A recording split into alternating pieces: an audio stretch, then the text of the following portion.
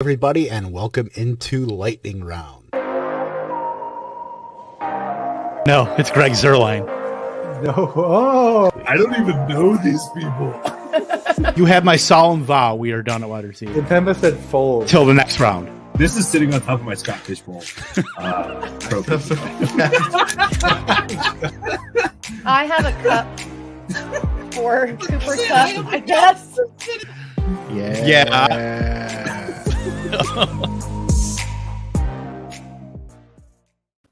Ladies and gentlemen, it is Wednesday. It is Lightning Round. It is your break in the midweek for all the fantasy football you seek. I am Kevin Tompkins. We've got Britt Flynn fresh off of Sirius XM radio. We've got Andrew Cooper, of course, and from FantasyPros, Pat Fitzmaurice. Pat, my friend, glad to get a fellow Packer fan here. Every time I see Braun from Game of Thrones, I automatically think of you. My friend, how are you? Oh, I'm doing great, Kevin. And you know what? Packer fans behind enemy territory, behind enemy lines. You're up in North Dakota, which I know is big Vikings territory. I'm down here in the suburbs of Chicago in Bears land. You probably have it harder than I do because, I've had upper hand for a long time. We've had upper hand on the Vikings too, but they're a little more bitter than Bears fans are. But anyway, it's great to be on with you, Britt and Andrew. Great to be on with you guys. Looking forward to this. Yeah, I'm stoked. It's great to meet you. Thank you so much for being on and gracing us with your presence. Yeah, I will say, Pat, you really bug me because you're one of the few people out there that changes my opinion, and I don't like having my opinion changed. I like keeping my opinions the way they are. So, I got to give you kudos to that, man. Thank you very much for doing what you do, buddy. I'm glad I'm persuasive with some people, man. I wish my wife and kids were more easily to persuade and get them to do things that I'd like them to do. But, I'll take we take deal it with a lot of I can get it. we deal with a lot of numbers, man. There's not a lot of analytics that come to those arguments, buddy. I think you just gotta bite the bullet on some of those, dude. And I got a quick shout out. Chris Sellers in the chat actually making his own account. Attaboy, Chris. Thank you. It's now we can start putting your stuff up there. From before he was using Britt's account, so every time he would say something, people would think it was Britt. It was just a mess. So thank you very much. We appreciate you, buddy. Look at that. Little housekeeping to start the show. We love it. Thank you, Chris. Now we don't have to spend 5 seconds explaining what is going on. The evergreen. This is actually Chris Sellers using Britt's account. So even though I just spent another 5 seconds explaining that, hopefully the last time. For the last time. You know what? It is what it is. But today we are going to be talking about quarterbacks, our first and our positional review on the quarterback position. So let's just get right into it. Let's start at the top because we don't really have to talk much about Josh Allen. I don't think he's the consensus QB1. We're talking redraft, by the way. We're not getting into the best ball streets today. We're really just starting to get into redraft. We're almost into July. People are going to be waking up from their slumbers, wondering what is going on in the world of fantasy. If you're just a seasonal person, looking to get back to the swing of things, hopefully you're checking this out. Give us that subscribe, give us that like on YouTube, of course, Spotify, Google playlist, everything where you get your podcast. But I think the real discussion starts that QB2, QB4 range where you got Justin Herbert, Patrick Mahomes, Lamar Jackson. I'll pose this to you, Pat. Between those three quarterbacks, do you find any kind of real separation between the three as far as how you're going to prioritize drafting them? Or are they pretty flat across, that second tier of quarterbacks? I guess I still prefer Mahomes at number 2, and then I think it's kind of flat with the rest of the tier. And I'd throw another guy. I don't want to give away anything, but there's another guy from a lower tier for you maybe that I would sneak up into that second tier, assuming Josh Allen is a tier unto himself. But, Mahomes, last year was the first year we saw him dip below 8 yards per pass attempt. And that's not a flawless stat, but I think it's a pretty good back of the envelope measure of a quarterback's overall passing ability and just eye test, man. I mean, I still think Mahomes is, if not the best pure passer in the league, certainly right there with Josh Allen and, maybe he's going to go down as one of the best of all time eventually. I'm not too worried about Tyreek Hill being lost, considering that they've added a lot of weapons at wide receiver too. And he runs a little bit. He actually has averaged more rushing yards per game over his career than Justin Herbert has. And I think people maybe see Herbert as more of a runner than Mahomes. So he's a little higher than Herbert for me. Herbert's YPA career 2 years, 7.4. That's kind of ordinary. And I mean, part of it is volume with him. He has, he was second in the league in pass attempts last year and fourth as a rookie. So he's definitely gotten pumped up by the volume. Not that I really expect that volume to go down in a division that could be just a shootout fest this year. We're probably not going to see the Chargers change their stripes offensively. They're not going to become a power running team. So, some of that volume's built in. But I just trust Mahomes a little more than the other guys on that tier.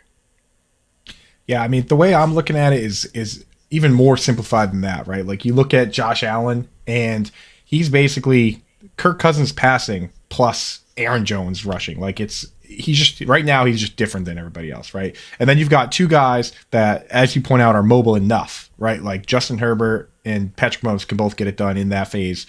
And then Lamar Jackson, who, we don't expect him to throw as much as last year, but he's obviously got the rushing upside. So for me, if it's a 4-point passing league, I actually will consider Lamar Jackson at the right ADP second on that just because of the format.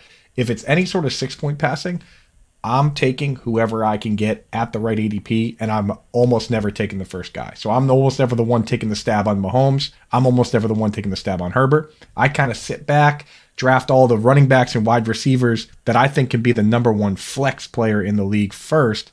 And then once those options kind of come off the board, then I start looking around. I'm like, do I want to take a Kyle Pitts? Do I want to take a Justin Herbert? I play it that way. So for me, there have been years in the past where I've said, I'm going to go out and get this top guy. I think he's the locked in top guy. It's been Mahomes in years past. This year, I don't really feel that way about this group. I'm kind of sitting back, but I do trust any of them. And if I get any of them, then my plan is to start them every single week, except their bye week, and go down with a ship if I have to, Britt, what do you think? Yeah, my deal is that I want to look at the quarterback who kept the most pieces of the offense from last season and who improved upon that. And for me, that's Justin Herbert. He kept Keenan Allen. They re-signed Mike Williams. They have Eckler. Then they actually bulked up their offensive line with Zion Johnson to pair with Rashawn Slater. And that offensive line is pretty well good to go, aside from that right tackle position. Obviously Austin Eckler can catch passes, so he factors in there. It's not just a run part of the game. Mahomes is next, I guess, but I'm still really not confident that he finishes as a top 4 quarterback this year. With the Chiefs' toughest strength of schedule in the league, he's got all new receivers, and defenses in the league have kind of progressively figured him out a little more each year, and he's kind of dipped every single year. This isn't to say that he's not good. I'm not saying that, but at his ADP, I would rather have Herbert. Lamar Jackson is last of those 3 just because of the effectiveness of the Ravens' run game. They added Tyler Linderbaum and Daniel Falele. And I really don't know if they utilize as many design runs for Lamar Jackson as they have in the past.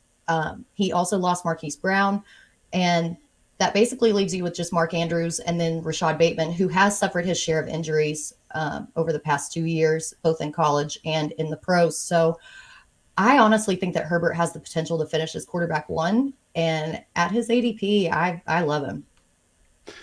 Yeah, I mean, all 4 of these quarterbacks, Allen, Mahomes, Herbert, and Lamar Jackson can be quarterback 1. I mean, there's no doubt about it from a talent standpoint, from production that we've seen. Lamar's been quarterback 1. Patrick Mahomes has been quarterback 1. Allen, obviously. So you're really splitting hairs between these 4. And just as a kind of a full disclosure, if I'm in redraft, if I'm in a managed league, typically I'm not drafting a quarterback in any of these spots just because I prefer the positional value elsewhere with wide receivers.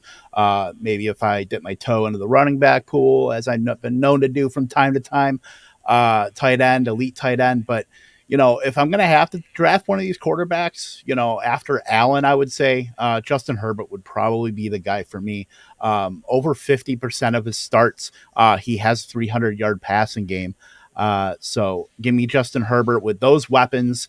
I mean, Mahomes did lose Tyreek Hill. They've got to make up that production with the MVS's, Juju Smith-Schuster, Sky Moore's, to add along with Kelsey. And then Lamar Jackson, that 11% spike in pass rate in 2021 might just be looking like an aberration, considering they jettisoned Marquise Brown and now are just basically they're telling you what they want to do. They want to run the ball more, and they're going to get those healthy running backs, Gus Edwards, J.K. Dobbins, back to pair. They've got the ghost of Mike Davis there to spell them on pass downs. So give me Justin Herbert. He like Britt said, they lost the least of those quarterbacks. So just gonna ride old Justin Herbert here. I will say one last thing for Patrick Mahomes, because we always talk about the weapons and things like that. There are certain plays within this scheme that I swear for 5 years now have been unstoppable. I mean, like that shovel pass touchdown, when they get in that area of the field, when we talk about guys like Lamar Jackson and Josh Allen taking it themselves in a 6-point passing league, like when you're watching Patrick Mahomes, those are coming. And it's not just to Kelsey, it's to the running backs, it's to everybody. That play, man, and I've seen the breakdown of how it works.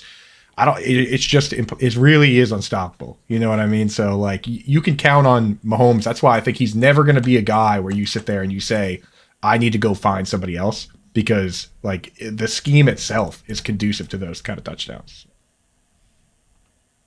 Absolutely. Let's go into the next tier of quarterbacks here, because I mean we're still talking elite quarterbacks here. Probably just a slight step down from the guys that we just talked about. We're talking about Joe Burrow, Kyler Murray, Jalen Hurts, that kind of grouping there. And I'll pose this to Pat again. Is this kind of where the value lies in terms of these elite quarterbacks, or are their prices still in redraft a little too high for especially in that quarterback group? And then we're obviously going to talk about the later quarterbacks, but just speaking in terms of Burrow, Murray, and Hurts. I like Burrow because I think he is a tier 2 quarterback, regarded as sort of a tier 3 quarterback. And he did not have anything close to the passing volume that Herbert had last year, and that's pretty much the difference. I mean, his 8.9 yards per attempt, that's a number that Tom Brady has never put together for a full season, and Aaron Rodgers has only done it once. And I kind of think it's a symptom of greatness. I know that he hit on big plays at, an enormous, possibly unsustainable rate last year, but I think you're going to hit on a very high percentage of big plays when you've got Jamar Chase and T. Higgins as your top 2 wide receivers. I mean, it's a great setup. They've improved the offensive line, and I think he could run more. Like, he averaged 14.2 rushing yards a game as a rookie, and only 7.4 last year, understandably coming off the ACL tear. So, I mean, it's just such a good setup for him. You watch the guy. I mean, he's just such a good passer. I mean, the arm talent is great. He's just got moxie. That's sort of an intangible thing that doesn't matter to a lot of people, but I really think he's just going to be one of those guys we regard as a top drawer guy for years and years. I mean, dude, the moxie thing is real. I mean, we know Chad Ochocinco was saying it from the very start, right? He kind of calls out the different guys that he think has that. He always said about Tom Brady. And we've seen guys that come out young, like Jay Cutler, saying, oh, I'll throw it up over those mountains, and I got a bigger arm than John Elway. And you watch those guys unravel, so for him to come in and at that age just kind of take everything over. I mean, this group here, not just Joe Burrow, but Kyler and Jalen Hurts, this group makes it hard for me to draft the first group. Like you said, Pat, like Joe Burrow should be in that group, but we're getting a big discount on him, right? Like he goes quite a bit after Herbert and Mahomes, and I don't see why it would be that way. And same with Kyler and Jalen Hurts, especially Jalen Hurts, the way he runs. Hurts is running, it's really no different than what we saw from Lamar Jackson. In fact, it was better. I just mentioned Aaron Jones. Lamar Jackson had the same rushing yards as Aaron Jones, except he scored 10 touchdowns instead of 4 running the football. And, until people forget that Jalen Hurts hurt his ankle in week 10. And then that's when the Boston Scott and Jordan Howard stuff started happening. But up until that point, it was get in the red zone, Jalen Hurts scores, let's get the extra point. So for me, Jalen Hurts is a guy that I'm actually very interested in. And if I'm going to go for a quarter, like for me, reaching up for a guy like Jalen Hurts or Joe Burrow is drafting a quarterback high. So if I'm going to do that, these are the guys I want, Well, and Coop, you put out a tweet. I can't even remember when it was, but it was like the comparison of Josh Allen's passing yardage and then Kirk Cousins' passing yardage. And you're like, what did Josh Allen do that Kirk Cousins didn't? And that was run the football. Like we've seen in the past 3 seasons that the overall QB1 gets over that hump with rushing yardage. Like Lamar Jackson in 2019 had 1,200 yards on the ground. And then Josh Allen had 421 and 763. Like that makes the difference. And 2 out of 3 of the quarterbacks in this tier have that rushing upside that really could kind of put them up there. I mean, you mentioned Jalen Hurts being injured last season. Kyler Murray was hurt as well. But from an actual points per game average, they were up there. And if they can stay healthy and, they've brought in different weapons on both teams, I think that you can see a lot more upside than you did last season. And I love that value there. Yeah, like looking at this tier of quarterbacks, I mean, Jalen Hurts is finally kind of getting that, respect from, the consensus here because he was the value last year. Certainly, he was going at that quarterback, 12, 13, and now he's kind of in that lofty group. But, I look at Kyler Murray and I think that there's definitely value with him as far as the guy. I think he can finish his quarterback one. So can Burrow. That's the thing with these 3 tiers. Allen, the 3 we just talked about, Herbert, Lamar Jackson, Mahomes, and now Burrow. I mean, all these guys can finish QB1, and it's just where you're comfortable taking them. And obviously, you can take the guys we're talking about now: Burrow, Murray, Hurts. All a bit later, probably looking at 6, upwards of the 5th, into the 6th, maybe even the 7th, depending on your league. But you're just getting such a massive discount with this tier, and like Coop said, it makes it harder for you to select the Mahomes and the Jacksons and the Herbert. So I'm always going to pivot to my. Of course, I'm a Packers fan, but I have a little bit of Bengals homerism too, because look at they got the T Higgins jersey behind me. There's going to be a Jamar Chase one, come August and September. But Burrow's offensive line, he got sacked I believe 70 times in the regular season and postseason. The next highest, I believe, was Ryan Tannehill, and that was like 48. This is combined season and postseason. And then they add Lyle Collins, Alex Kappa, and Ted Karras to that offensive line. So he's gonna be more upright. He's not gonna be on the ground. He's gonna be throwing the ball to these guys. They spike their pass rate, toward the end of the season and then into the playoffs. If that keeps up, you're looking at a quarterback, potential quarterback 1, quarterback 2, and if he rushes the ball, even better, because we saw in college the last 2 seasons at LSU, he ran for, I believe, 380 and 360 yards. That's doesn't seem like a lot, but that's about like what Aaron Rodgers was doing in his prime. That's about what like Ryan Tannehill was doing. So, he doesn't have the rushing upside, obviously the Hurts and Lamar Jacksons, but it just raises his floor. Can I ask you guys who you prefer between Hurts and Kyler Murray? It would be Murray for me. I'm such a format stickler. Like if you think about these guys, it's like Jalen Hurts, for instance, is a true heavy running quarterback, right? Like obviously they added the weapon, but last year in 4-point passing he was QB 11, and in 6-point passing he was QB 11, 4-point he was QB 9. That's not just like a little slot. That's a couple spots, So for me, if it's 4-point passing, I love Jalen Hurts. If it's 6-point passing, I'm actually kind of leaning into Burrow or Murray. It's the way I play is that I lean into the format that I'm in. It makes me sleep easier at night to know that I have a little bit of rationale for these decisions that are so close to me. Like those guys are really close in my opinion. I don't know, Pat, what do you think? Do you have a guy you like better on Murray or Hurts? Yeah, I like Murray a little more. I just think you get.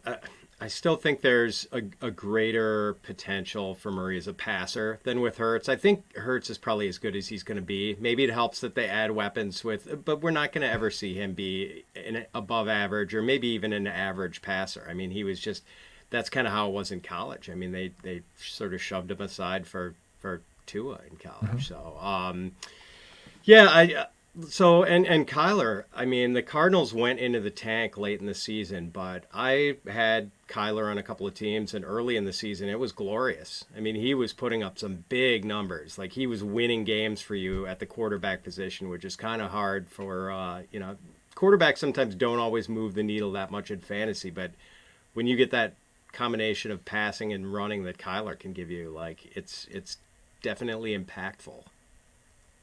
Yeah, he's just so like in the first 10 weeks, like the last 2 seasons, he has been the MVP. Like, he was the MVP front runner until, obviously injuries hit, and then Rodgers came in closing at the final turn there. But yeah, and this is a good question too, and I know we're going to hit on the later quarterbacks, but it's a good question to at least kind of tease that now.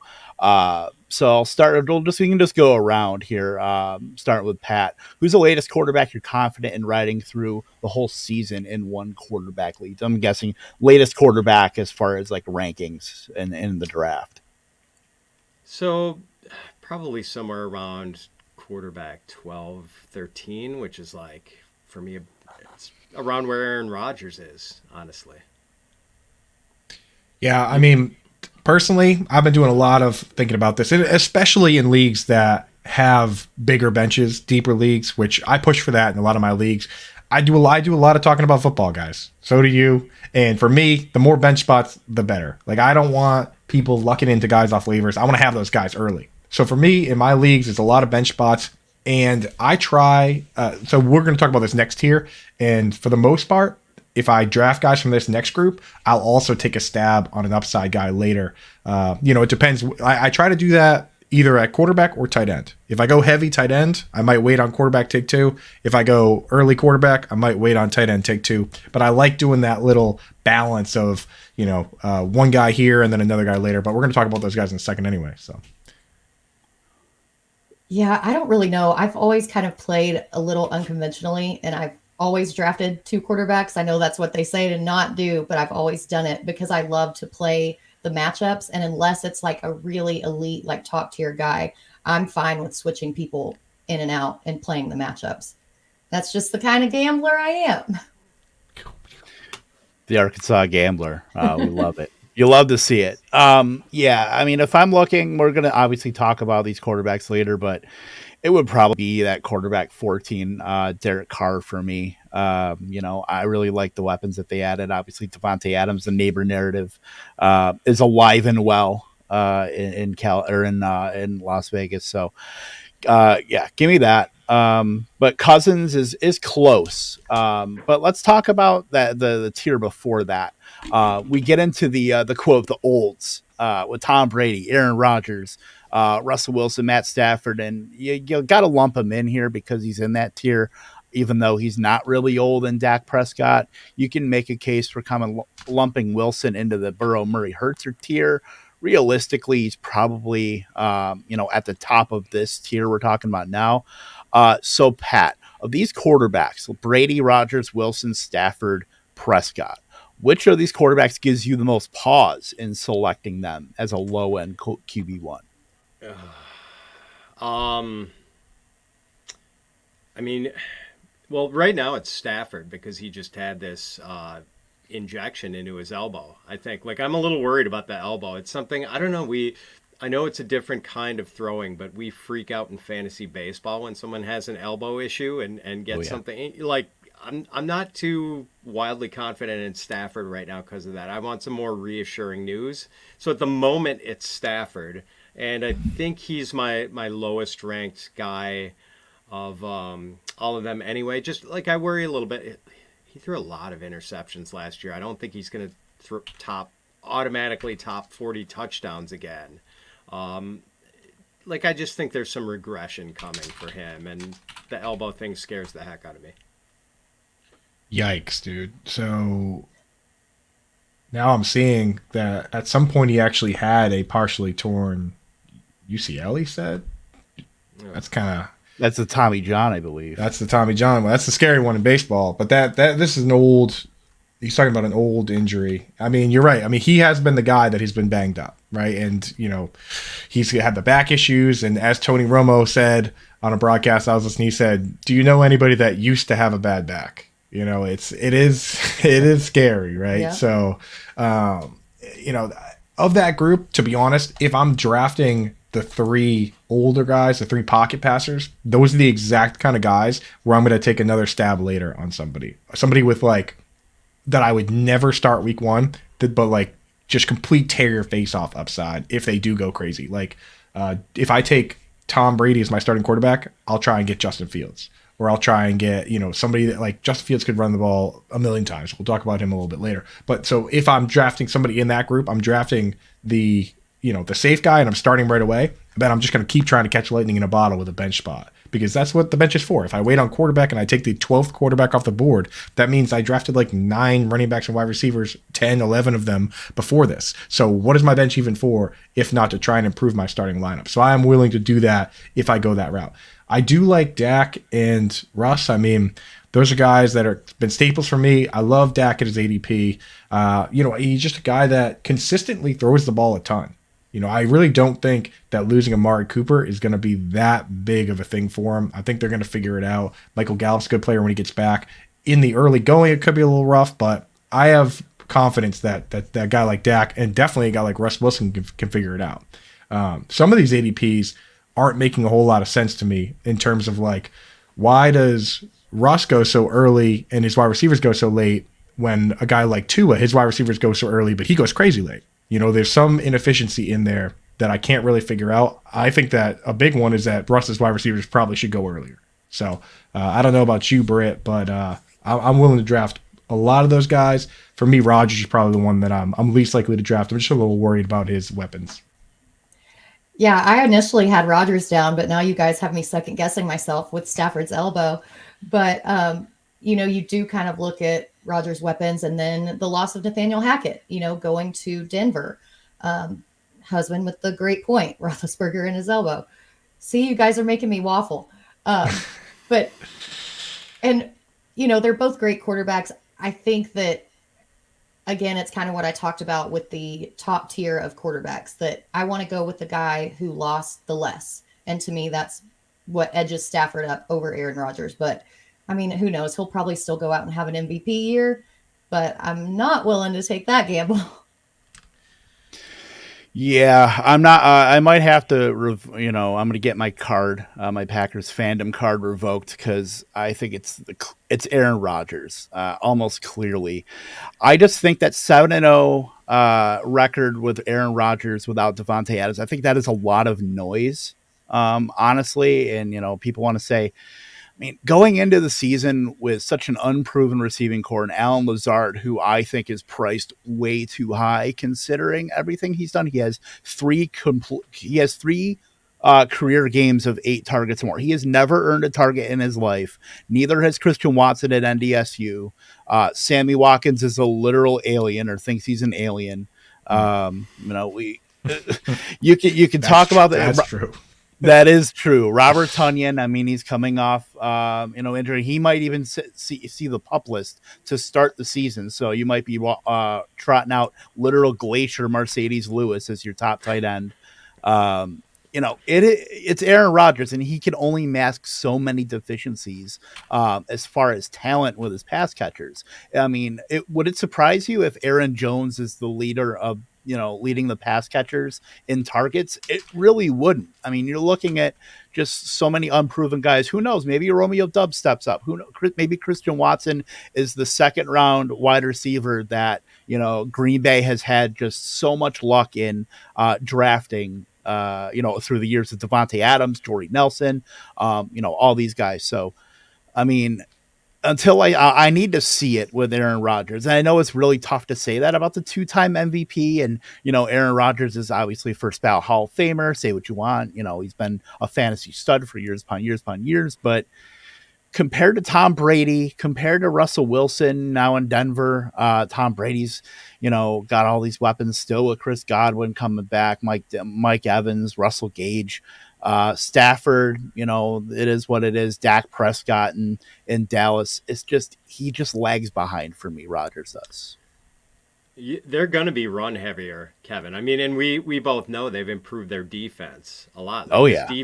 We've as Packer fans, I know we have not always felt the most confident in our defense over the last decade or so, but I'm actually feeling pretty good about their defense right now, and I think they're going to run at a higher rate, and Rodgers is going to throw to his backs more. It's going to be more like a ball control game, which is kind of a weird thing to say with Aaron Rodgers, but I just find this whole tier kind of uncomfortable. I'm a University of Wisconsin guy, so I'm a big Russell Wilson fan. And one of the things that he always that made him special was his ability to that edge rusher would come at him and he would just spin, do this tight little spin move and get out of trouble, and then all of a sudden he's making plays with his legs, keeping things alive, buying his receivers extra time to get open. And I don't know, it's just kind of an empirical thing, but I didn't see as much of that from him last year. I'm a little worried that maybe if he loses some of that, plus mobility he's got, that makes him a little less special. And then Brady, I mean, we're just talking about him like he's never going to go off the rails. He's 45. At age 44, I think, in the Super Bowl era, Vinny Testaverde started 6 games. Warren Moon and Steve DeBerg started 1 each. No quarterback in the Super Bowl era has ever started a game at age 45. And we saw Peyton Manning and Brett Favre completely come off the rails at much younger ages, go from productive Hall of Fame quarterbacks to just trash, in a heartbeat. And who's to say that couldn't happen with Brady? Yep. That's why I'm drafting 2 in this group, man. And the biggest example of what you're talking about that I like to use is Peyton Manning. 2004, they went 12-4. He threw 49 touchdowns. Very next year, they come back and they actually go 14-2.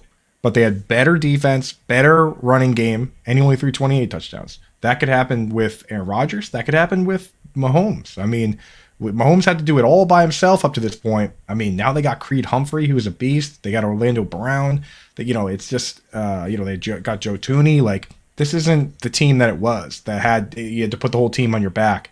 We want those quarterbacks that have to put the team on their back, right? So that's kind of what we're looking for here.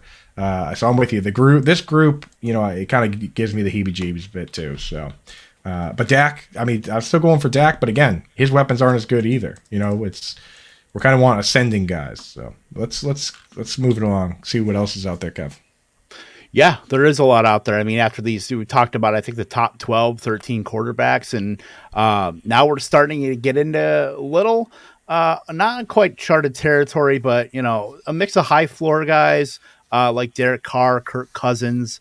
If you could select one of these quarterbacks after punting the position between Carr and Cousins, who are you kind of pinning your hopes on in 2022? Carr. I'm not convinced.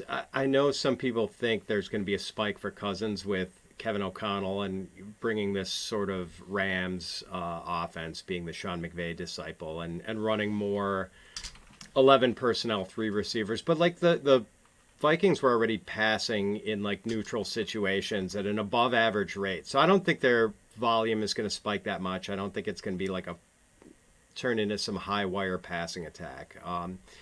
I think Carr's a better quarterback. I mean, Cousins, he is the guy you can count on in 3rd and 8 to throw it 6 yards, 2 yards short of the sticks. We've seen Carr consistently put up good yardage numbers throughout his career, and the TD totals have been lacking, and maybe Devonte Adams solves that for him. I mean, if he's got the trio of Adams, Waller, and Renfro, that's going to be the best pass-catching group he's ever had. So, yeah, I mean, I do think that Carr is inching a little closer to QB1 territory for me. Yeah, I'm so on board with that. I mean, talk about familiarity. Devonte Adams bought the house right next door. Best good friends. You got the best wide receiver in the game, Darren Waller, who, obviously is a monster, capable of huge games. Renfro, like you said.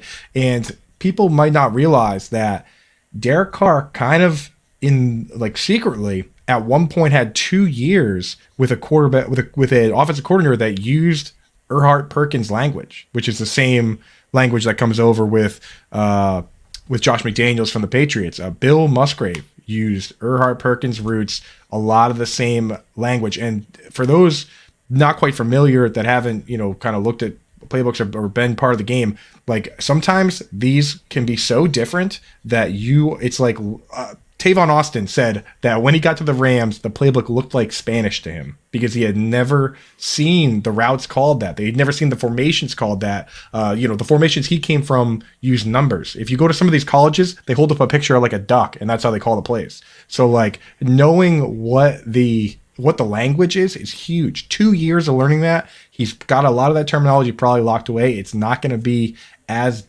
difficult. And McDaniels did a good job of bringing people over that can help teach the other guys. Like people say, oh, Brandon Bolden doesn't matter. Bringing Brandon Bolden over is awesome because if Kenyon Drake can't figure it out, Brandon Bolden knows it. So these guys are going to be able to get up to speed probably a little quicker than some of these coaches that come in and just kind of change everything. Like Luke Getsy coming in, and he hasn't called a play since 2018. Like that's going to be an interesting transition for the Bears, So I think that they're going to get a little quicker start than people think. So I'm definitely interested in Derek Carr. And I know a lot of people in this chat, Scampers, Toronto Dave, like they're on board too. So if you're going to go that Derek Carr route, if you're in sharp drafts, I've seen him go quick. So make sure that you're pulling the trigger at the right time. Yeah, you're exactly right. I know we haven't done a lot of redraft yet, but in the underdog drafts, especially the super flex, people are scooping him up way earlier than his ADP. If you get in the right draft with somebody, I think, we saw last year, Kirk Cousins has already had a wide receiver one, right? Like he had Justin Jefferson for 2 years now. He has Adam Thielen. Derek Carr's never really had that bona fide wide receiver one. So he can only go up. I think that Kirk Cousins is kind of already at his ceiling, and they were pretty close to begin with in fantasy. So I think that you'll see Carr leapfrog Cousins.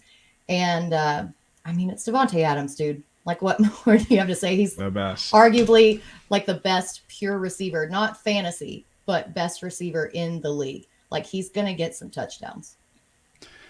Yeah, I already miss him. That was a dark day for me and Pat, I know, certainly. But Derek Carr for me, although Kirk Cousins with Kevin O'Connell there is a bit more intriguing, but I don't know if it really moves the needle that much. For me, just kind of makes you think about him a little more and then go think about somebody else right after. But that's where I'm at with Derek Carr. I mean, he was well below expectation as far as touchdown passes last year. I mean, he threw for 4,800 yards, only threw 23 touchdowns. Like that's just, there's so much regression that it's baked into Derek Carr, and I don't think the price really matches that. I think he just has that kind of stink on him that, he's always been like that QB 18, QB 19 kind of guy. And yeah, his price is a little bit higher, but I just don't know if he's really getting the respect from the general, perception that he should be getting. And that's great because that's just going to push his price down, even further, especially in redraft, where after like the first 11, 12 quarterbacks, these are the guys starting with Carr, Cousins, and then some of the guys we're going to be talking about later are going to just get pushed down as people, we have our QB1s. We don't need to take another quarterback. So these are going to be the bargains, especially in redraft and managed leagues.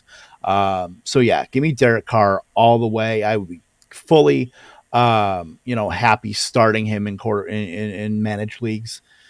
And I will just scoop up everything else and then take Derek Carr. And you're hoping for touchdown regression, hoping he gets up to 30 touchdowns. I believe this would be the second time in his career. And then hopefully you get a big yardage total. Hopefully the Raiders just pass and send you to a championship. I love the Packers fans in the chat are like, they're like, do you remember where you were when it happened? And they're like, I do. They remember that day. Was it St. Patrick's Day? Mr. Scampers is posting it was on St. Patrick's Day. I think it might have been. Yeah. One thing I will say, just real quick on Devonte Adams, just listening to him talk about the situation, I actually moved him up a little bit in my dynasty rankings. He's talking about making this move for himself so that he can play for a long time and build a lasting legacy. Like, that's exactly what you want to hear about a guy that you have in a dynasty league, is it not? Like, I made this move because I got 5 more years to play. I'm like, oh, okay, that sounds good. That sounds like something Larry Fitzgerald might say, or Steve Smith might say. So I'm on board, man. Move him right back up, because I think 75% of Devonte Adams is still it's still a wide receiver 1, So very interested in Mr. Adams, especially at his ADP in Dynasty. So something for you folks out there to look at. Yep, for sure. So going a little bit lower, no quarterback has been scrutinized in fantasy football circles, social media as well, quite like Trey Lance. I'm contractually obligated to not say a bad thing about him being in North Dakota. That waiver has expired on Carson Wentz, so we can trash him as much as we want. But anyway, so Pat, how are you approaching Trey Lance in redraft as far as second quarterback to a high upside or a high floor guy, standalone option, just to kind of wait and see if he can provide that QB1 value that we're certainly hoping for, just avoiding him entirely. Where are you at with Trey Lance? Oh, I'm approaching him arms wide open for a big embrace, Kev. He's ahead of everyone for me in that oldster tier that we were talking about, except for Dak Prescott. He's top 10 for me. I think Lance, it wouldn't shock me if Lance outproduced Jalen Hurts this year, because I think he's pretty much, I think he could be Lance's or Hurts's equal as a runner and a better passer. And it's going to take time for him as a passer, but he's going to run a lot. We saw him in 2 starts last year, 24 rushing attempts. And what happens, he's going to be confused and look bad at times as a passer, but what happens when a young mobile quarterback is confused? He's going to take off. He is going to run so much this year, and and he's also going to make some big plays in the passing game with Debo and Brandon Ayuk and George Kittle, and running the Shanahan playbook. So I'm pretty excited about him. I know some people are a little spooked by the fact that Jimmy Garoppolo is still in San Francisco. Is Trey Lance even going to be playing in week 1? Yes, he's going to be playing in week 1. They didn't give up what they gave up to get him in the draft, to have him sit multiple years behind Jimmy G. That just, especially when Jimmy G didn't get him to the promised land last year. So I'm really excited about him. I am going to be drafting him aggressively. So I have him in a very similar spot in my rankings, but I'm approaching him with arms I'm giving him a one-handed hug, not the full arms right open that you're giving. So is that the meeting the in-laws hug?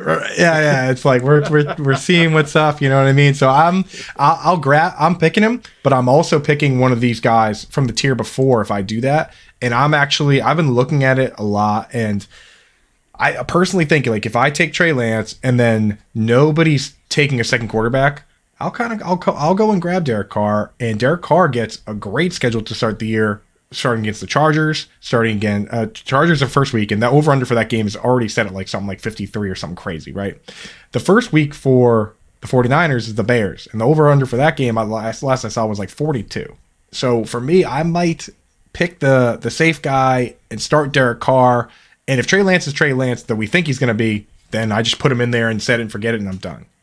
And if I take Trey Lance, I'm probably not going to spend too much on capital. So if somebody wants Carr as their starter, I'll take somebody else. But I'm a little worried that in some of my leagues that are deeper leagues, that if I take Trey Lance and other people are doing kind of taking 2 QBs or whatever, and he doesn't fire as quickly as we think, that I might be bleeding too many losses early to kind of recover, and I know it's tough to play scared in fantasy football, but sometimes I like to play it safe if possible. If I start Derek Carr against the Chargers week 1 and have Trey Lance on my bench, then I'm not going to regret it if I would have had Trey Lance started, because I think that's just a great matchup for Carr. But again, it's all about what you have to give up and the opportunity you're giving up. But if you can get away with it, getting the second quarterback cheap, I think that it's kind of a foolproof plan to do that, because you want to have exposure to guys like Lance. Those are the guys that come out of nowhere and win the league, right? Like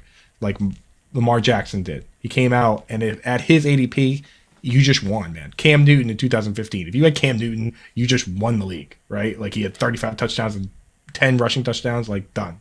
So like you got to try for guys like that. But I still played a little soft. And if your league trades a lot, they might get 2 guys out of it. So Yeah, I'm kind of taking the avoid approach to Trey Lance. You do get lucky on some of these lower ADP guys like Patrick Mahomes in his first year. But when you look at Trey Lance's accuracy and the school that he played at, NDSU is not a heavy pass volume school. Like, yeah, he does have rushing upside, but his accuracy has been a problem. I think that there were some rumblings in the offseason that not only did Debo not want to be used as a wide back, but he didn't really trust playing with Trey Lance as his quarterback. And at that, with that much risk, I would just rather pass. If he blows up and does well, I'll take the loss, but I want to play it safe with quarterback. So I'm just not touching him. Yeah, just by my kind of nature, I'm like hyper aggressive. So Trey Lance is going to be one of my most rostered quarterbacks in any leagues. I've watched every single one of his games in NDSU. As far as designed runs, he did get a lot of those, but like off script runs, he really did not do a lot of those, especially early on when he was starting. And it's almost like he didn't know how good he was with that. But the design runs that Matt Entz was dropping into his lap were going for 60, going for 70. And yeah, they were going up against, grocery store baggers and, future CPAs. But, it's FCS competition is pretty good. So, we saw a bit of Trey Lance last season and he was pretty good. And Jalen Hurts has shown you don't have to be a particularly good real life NFL quarterback to be a good fantasy quarterback. And that's pretty much Trey Lance. Not saying he's bad by any means. I think, certainly the 3rd pick in the draft, a hefty investment for John Lynch and the 49ers brain trust to make in a future franchise quarterback. And it's not just going to be Jimmy Garoppolo, holding him back.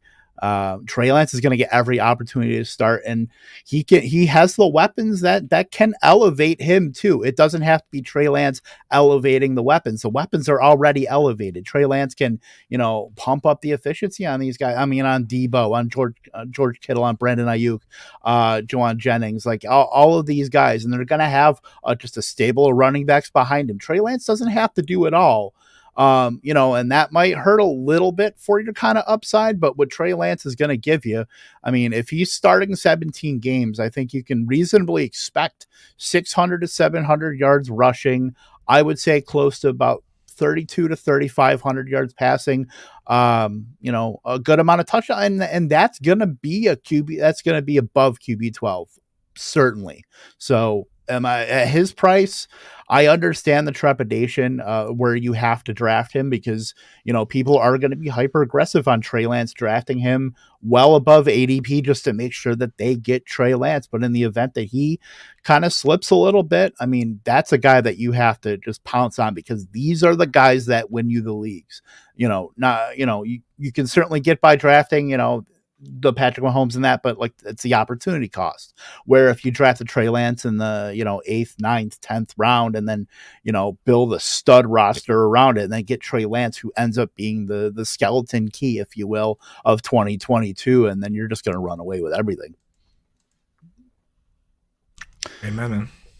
Yeah. So let's get into some more quarterbacks here. Obviously below Lance. We'll start with Pat. We'll kind of go around the table here a little bit. Who are some late round flyers at quarterback that you're prioritizing in drafts? If you're going to select more than one quarterback, we know Coop has talked about, taking a high floor and then a high ceiling option. So if you're taking 2 quarterbacks, who are some guys that you like as far as pairing them with maybe if you're drafting a Derek Carr or if you're drafting a Rodgers or a guy like Brady, you want to pair him with he's a high upside guys, below probably QB 14 or so. Yeah, these are definitely guys I would take if I had another quarterback on the roster for sure. Daniel Jones is one who kind of intrigues me. We know he's been a complete turnover machine so far in the NFL, but maybe Brian Dable can get him straightened out. And we saw Dable work wonders with Josh Allen. Obviously, Jones doesn't have the arm talent that Allen has, but he does have the running ability. So, and kind of an intriguing group of weapons with, you know, man, a lot of injury-prone guys, but there's talent there with Galladay and Tony and you know, Shepard eventually, I guess, and now Wan'Dale Robinson. So I'm kind of intrigued, and I like the fact that right away when Dable came in, he asked Jones what he liked to run. Like, you know, digging back all the way into high school and college, what plays from his playbook did he feel comfortable running, and you know, we're right in his wheelhouse. Like, Dable wants to, like, he's not rigid. He doesn't want to shoehorn guys into his system. He wants to make the system work for the quarterback. So I've still got some hope for Jones. And then Zach Wilson, you know, maybe not quite as many bright spots as I would have hoped for in his rookie year. But you know, there were a few, and he can run a little bit. And, man, they're putting talent around him. I mean, Breece Hall, Elijah Moore, Garrett Wilson, a pretty good offensive line. Like, I think that offensive line is underrated. So, you know, maybe if things click a little bit and he makes strides in year 2, he could actually surprise us. Yeah, I'm down for taking any of the guys. So first off, I just want to say one thing here, and I know Sellers makes this point, and this is the way a lot of people think, right? You just draft one QB and one tight end. To me, in a lot of formats, that makes sense, but in a lot of other ones, especially deeper leagues, that's a bit of a myth. Right? Because if you go back and look at some of these seasons, right? And especially if you have a Britt Flynn in your league that's willing to take 2 quarterbacks, or people like me that are willing to do the high upside, the yin yang, the high floor versus the high ceiling guys, Patrick Mahomes wasn't available on waivers, right? But he was QB 15. People were drafting him, but they were drafting him kind of as a late flyer. They took their quarterback already and they said, hey, I'm going to grab this Mahomes guy. And then he threw 50 touchdowns and then they won the league.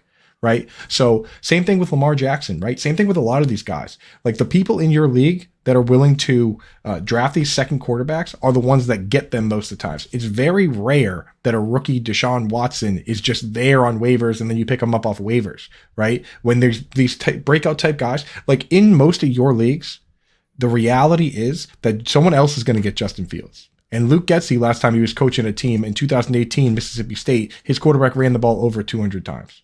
Right? You're not going to get that off waivers. If your quarterback that you drafted, the one quarterback you have, stinks, you're going to pick up another quarterback off waivers that probably also stinks.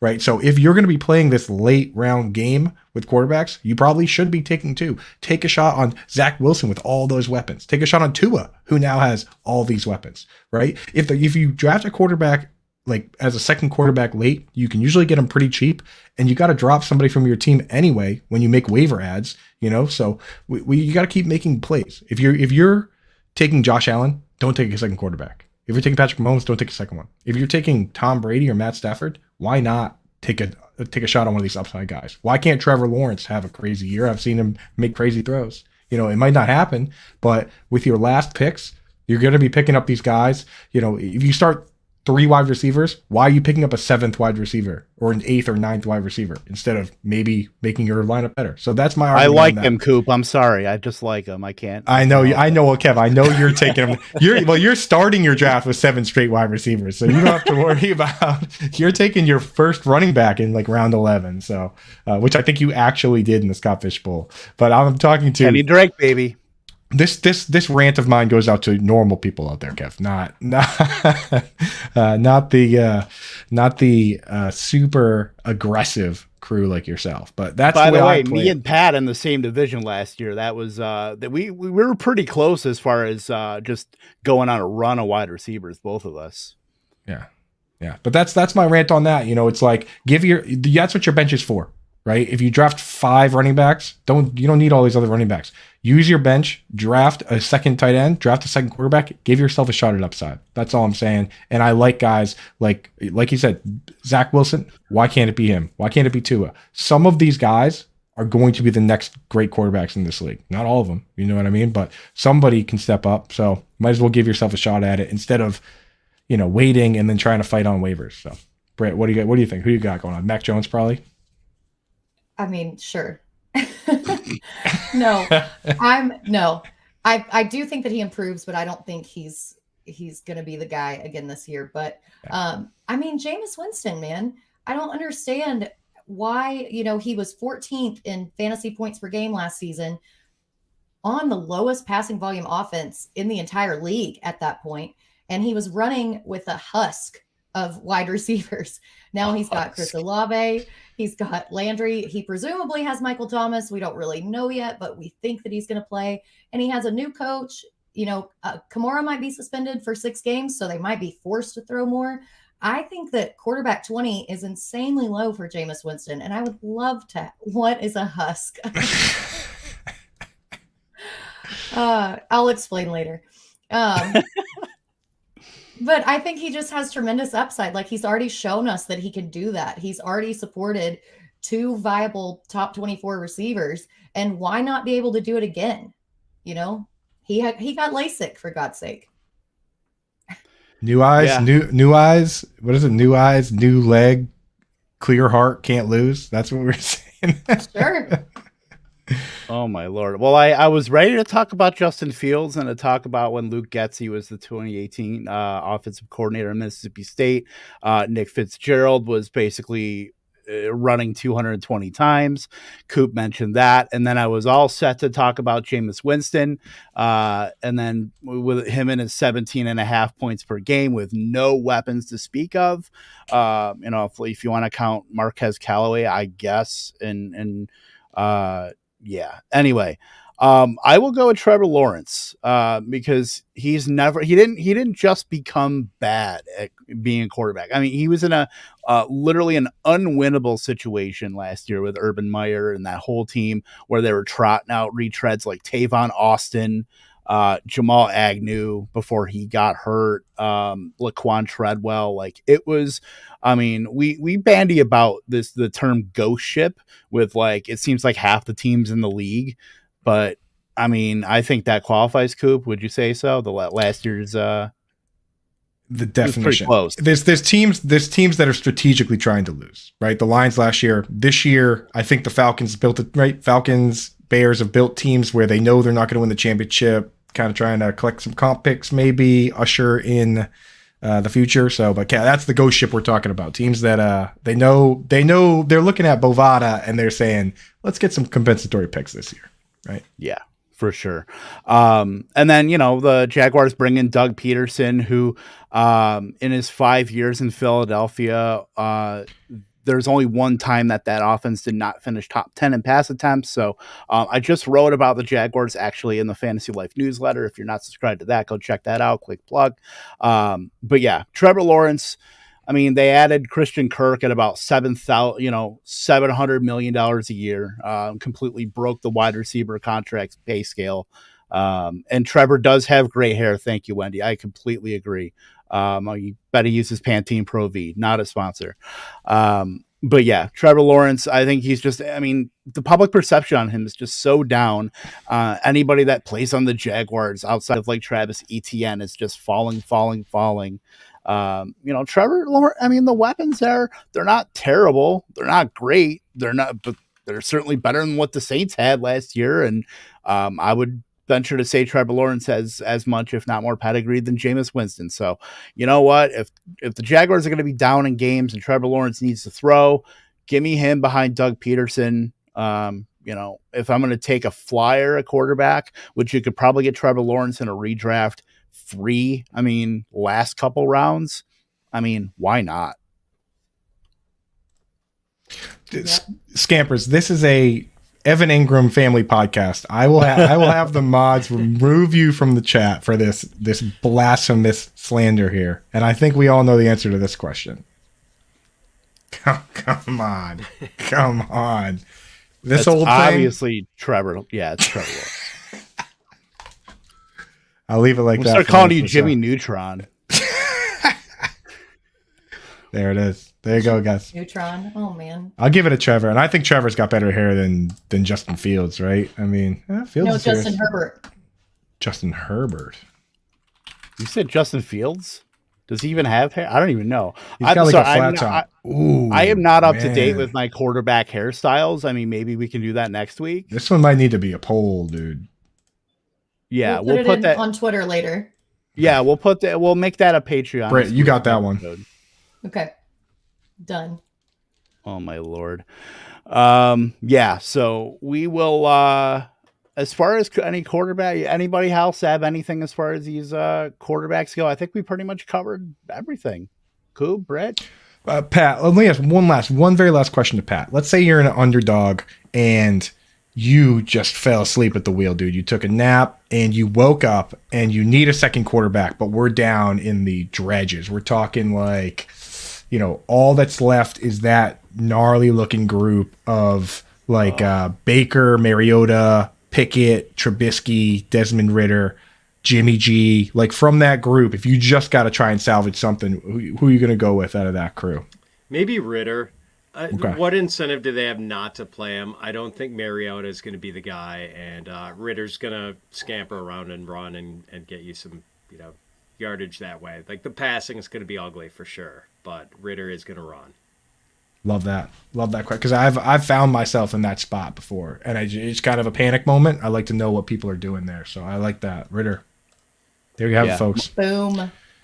My entire exposure on like the puppy super flex as my third quarterback is like exclusively Desmond Ridder. Mm-hmm.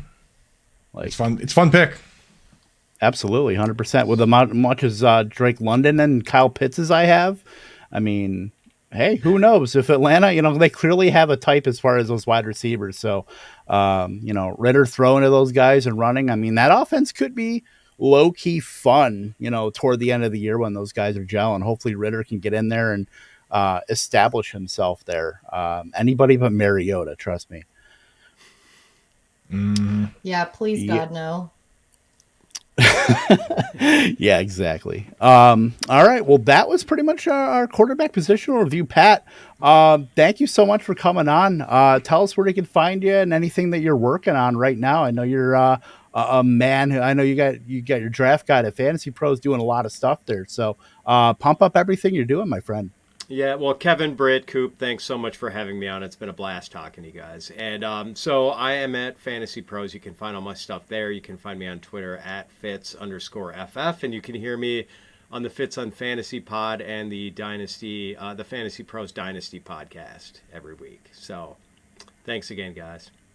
Thank you, buddy, dude. Legend out here, man. Dude, just putting out actionable data routinely, dude. And like I said, things that I use, things that I reference. So thank you for doing what you do, man. Coop, thank you for coming on. I'm going to be stealing your nugget about the last time Getsy was calling plays at Mississippi State. I'll credit you, of course, but I am going to steal it. Yeah, that's all you, man. Take that and run with it, dude. Because, I mean, it's 14 games, 14 games, buddy. That's crazy. Yeah, we got that from Heath Cummings, I believe, too. So we're just passing it along the train here. Technically, I looked it up. I looked that one up. So I'm taking that one. It is true. Fine. Thank you so much for being here. It's been a blast. Thanks. Yeah. Thank you so much, Pat. So for Britt, for Andrew Cooper, I am Kevin Tompkins. And until next time, where we will have Dave Kluge talking about bold predictions for 2022. That should be a fun episode, especially with Andrew Cooper and Dave Kluge going battling it out. I know they've been doing that on social media a lot. So that should be a fun one. Not going to want to miss it. We all have our battles with Dave Kluge on the social media. He's fun to battle with, and he's a good friend, so it'll be a good time. Yeah, love Dave Kluge. He's a good guy. So we will be with him next week. Next Wednesday, of course, same bad time, same bad channel, 9:30 Eastern, 8:30 Central. For Coop, for Britt, for Pat Fitzmaurice, I am Kevin Tompkins, and I will end this by saying toodles.